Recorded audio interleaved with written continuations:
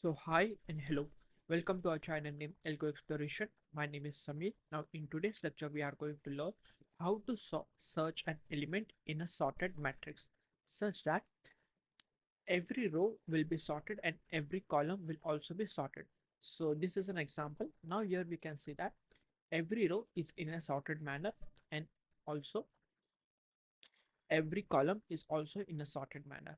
So we have to search an element and return true if it is exist or false if it is doesn't. Okay. So let's say your x is what we want to find. So let's say the value of x is 13. Okay. So we can see that 13 is present in this matrix. So we have to return true. Okay. So I hope you got the question. Now let's see that how we can solve this problem. But before that, let me tell you that we have started a series on DSA. If you know the fundamentals of DSA but getting stuck while solving a DSA problem, this series will be helpful for you. If you are preparing for placement in interviews, you can visit to this playlist. The link is in the description box. Thank you. Now let's see the approach one, or we can say brute force. Now here what we can do, since we want to find the 13, okay, we can search linearly row wise. Okay, after searching we will get to know the 13 is present. Okay, so it will be simple to this linear search only, but since it is a matrix there will be a nested loop. So the pseudocode will look like this: for I is equals to 0, I is less than row I plus plus. Again, for j will be 0, j is less than column j plus plus. Now here, if a of I and j is equals to x, then return true.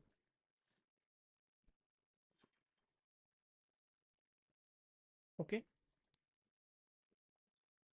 Now after iterating the whole for loop, if we didn't execute this line, it means that the element is not present. So we have to simply return false at the end. Okay. So this is the pseudocode. So if we talk about the time complexity, since we know that there are two nested for loops, right? So in the worst case, the time complexity will be order of row cross column.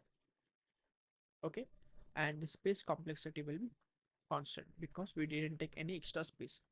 Okay, again the interviewer will not be happy for this time complexity, so we have to optimize it. So let's see approach 2.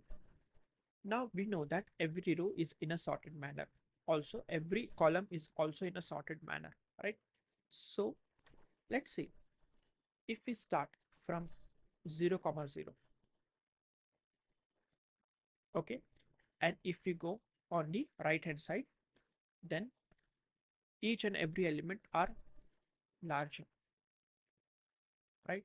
Also if we go on the downward side, since every column is also in a sorted manner, then here also every element is larger than other.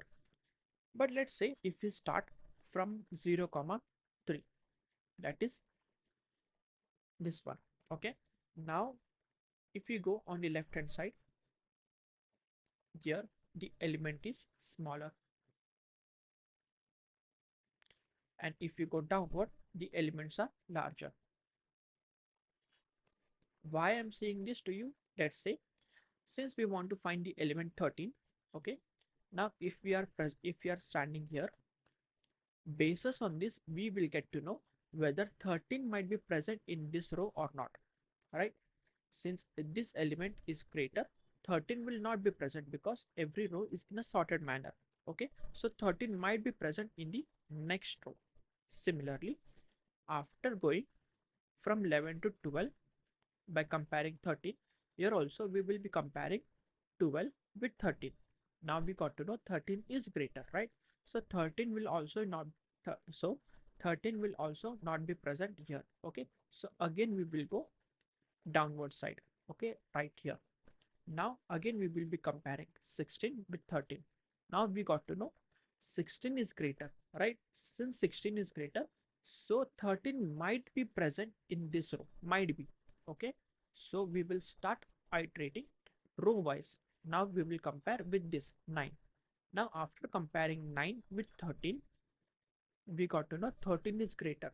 So since 9 is smaller, 13 will not be present here also. Okay, so we will go downward side here. Okay, now again we will comparing 14 with 13. Okay, 14 is greater than 13, so 13 might be present here. Okay, so we will go row wise. Okay, now after landing here, 13 is equals to 13, so we will get our answer. Right, now from here we can't start because we know that if you go right hand side it is larger, elements are larger. If you go downward, the elements are larger. We can start from here. All right, similarly we can start from here as well. Okay, because if you go above, elements are smaller, and if you go on the left right hand side, elements are larger. But we can't start from here because here if you go upward, elements are smaller. Here also if you go on the left hand side, elements are smaller. So we can't start from here nor from here, but we can start from here as well as from here. Okay, so I'm going with this. You can go from this as well.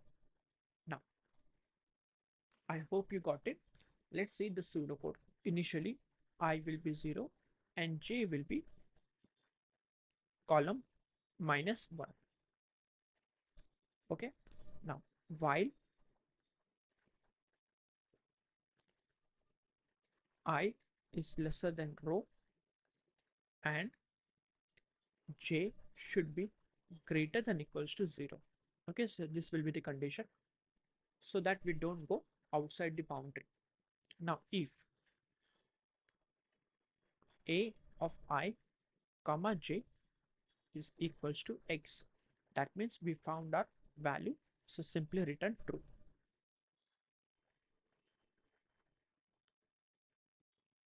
But if this is not the case, then we have to simply compare. Else if, see, if a of I and j is lesser than x, that means the element that we want to search is actually greater. It means that that element is not present in that particular row, so we have to increment our I. That means we have to increment the row, right? Increment the row in a sense, we have to search for the next row. But if this is not the case, then we have to simply decrement the j. Why? Because we want to search in that particular row. I hope you got this.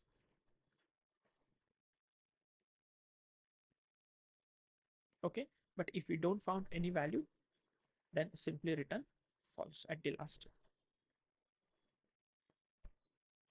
Okay, now let's dry run this code. Value of x is still 13, my I is 0 and j is 3. Okay, column -1, that will be 3. Condition will be true. I will be checking a of 0 comma 3, that will be 11, is equals to 13. It will be false.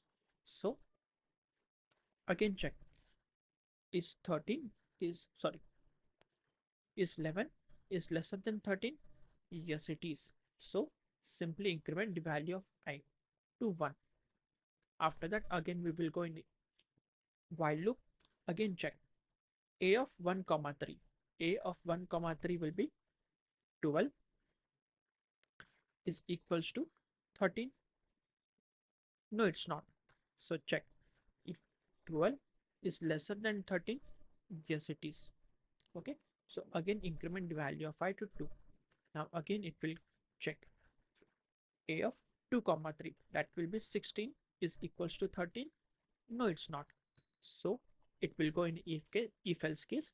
Is 16 is lesser than 13, it will be false, right? So it will go in the else case and it will be decrement the value of j to 2. Again it will go in the while loop and it will check a of 2 comma 2, that will be 9 is equals to 13. No, it's not.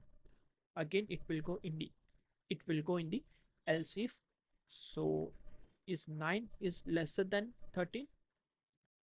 Yes, it is. So increment the value of I to 3. Okay, then it will go in the last row.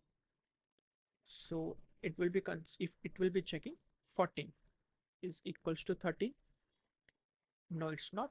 Then it will check is 14 lesser than 13. It will be false. So it will be going in the else case. So decrement the value of I to 1. So it will be checking 3 comma 1, right? The value present in 3 comma 1.